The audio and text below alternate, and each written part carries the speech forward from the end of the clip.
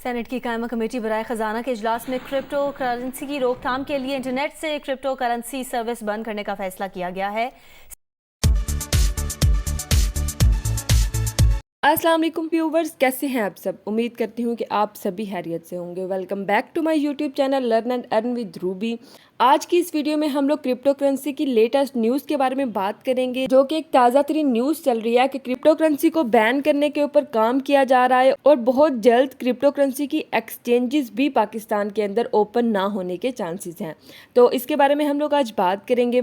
जैसे कि फॉरेक्स के केस में देखिए तो उसमें भी बहुत ज़्यादा सख्ती की जाती है, उसे बैन कर दिया जाता है। कोई भी ब्रोकर आता है उसकी वेबसाइट को ही बैन कर दिया जाता है, यहाँ बैठकर आप उसको ओपन ही नहीं कर सकते। अब इसी तरह क्रिप्टो करेंसी के ऊपर वजीर मुमलिकत बराए खजाना आयशा गोस पाशा का कहना है कि क्रिप्टो करेंसी पाकिस्तान के अंदर कभी भी लीगल नहीं हो सकती, क्योंकि इसका जो मार्केट कैप था वो 2.5 ट्रिलियन डॉलर से 1.2 ट्रिलियन डॉलर पर आ चुका है। 16,000 से ज्यादा क्रिप्टो करेंसी इस वक्त मौजूद है और ये बहुत ज्यादा रिस्की है, इसलिए हम इसको बंद कर रहे हैं।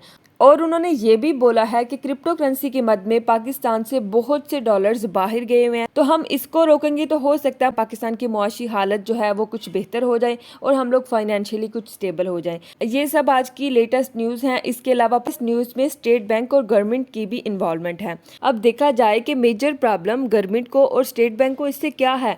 तो जैसे क्रिप्टो तो एंड टू एंड है, पर्सन टू पर्सन है। लेट्स सपोज गफूर और शकूर की आपस की बात है, तो गवर्नमेंट इसे टैक्स कैसे कलेक्ट करेगी। तो गवर्नमेंट परेशान इसलिए है कि आपका बैंक कहता है कि आपके अकाउंट में अगर 1 लाख रुपया पड़ा है तो आप 24 आवर्स में 25,000 से 50,000 तक ही निकाल सकते हैं, 20 to 40%। ठीक है भैया, बंदा कहे कि आपका डेबिट है, आप अपने सारे पैसे क्यों नहीं निकाल सकते। तो अब ये माफिया खराब काम कर रहा है ना जो बैंक वाला हमारा है।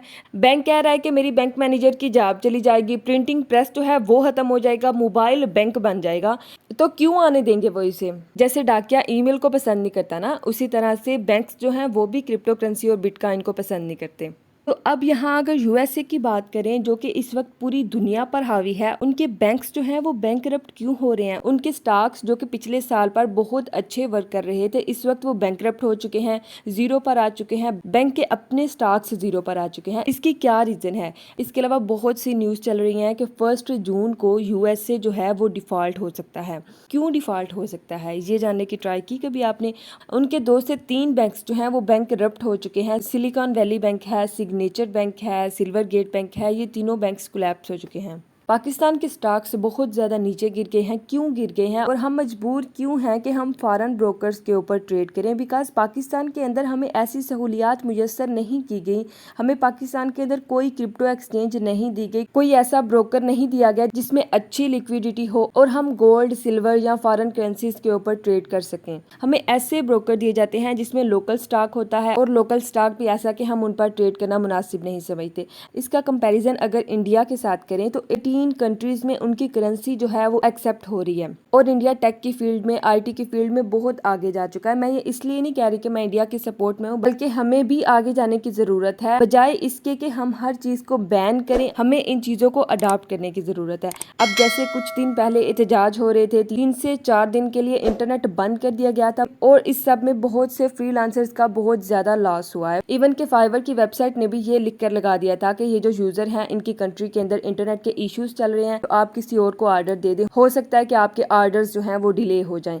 तो अब देखा जाए तो इसका भी कितना नेगेटिव इंपैक्ट पड़ता है क्लाइंट्स के ऊपर। हो सकता है किसी पर्सन का जो परमानेंट क्लाइंट है, जो हर दफ़ा उसी को ऑर्डर देता है, वो नेक्स्ट किसी और पर्सन के पास चला जाए, तो इस तरह से उसका तो हो गया ना काफ़ी सारा लॉस। तो ये रीजंस होती हैं। तो इन चीज़ों को बजाय बैन करने के, इनके ऊपर प्रॉपर रूल्स एंड रेगुलेशंस बनाने चाहिए। इंडिया ने क्या किया हुआ है, उन्होंने इस पर टैक्स इंप्लीमेंट किया हुआ है, तो आप भी टैक्स इंप्लीमेंट करें। अगर आप रूल्स बना देंगे कि जो भी क्रिप्टो करेंसी से अर्निंग होगी उसके ऊपर इतना टैक्स देना पड़ेगा, और क्रिप्टो करेंसी को एंटरटेन करने वाले बैंक अकाउंट्स हों, अगर आप ट्रेडिंग करते हैं तो जो भी प्रॉफिट आप बनाओ इसमें विथड्रॉ करो, पाकिस्तान के अंदर डॉलर्स लेकर आओ। और ये बात सबको पता है कि ट्रेडर्स जितना ज्यादा पाकिस्तान को सपोर्ट कर सकता है वो कोई और बिजनेस नहीं कर सकता। और ये भी फैक्ट है कि फॉरेक्स ट्रेडर्स, स्टॉक ट्रेडर्स और क्रिप्टो करेंसी के जो ट्रेडर्स हैं वो बहुत ज्यादा अर्निंग करते हैं, और वो अगर अपने डॉलर्स को कैश करवाना स्टार्ट कर दें, और जब आप रूल बना देंगे तो आपके डॉलर्स भी इधर आ जाएंगे और कर्जा भी बहुत जल्द उतर सकता है, क्योंकि वो जैसे जैसे डॉलर्स लेंगे आपकी मुल्क की हालत भी बेहतर होती जाएगी। तो हमारी यही रिक्वेस्ट है कि पाकिस्तान में हर चीज़ को बैन करने की बजाय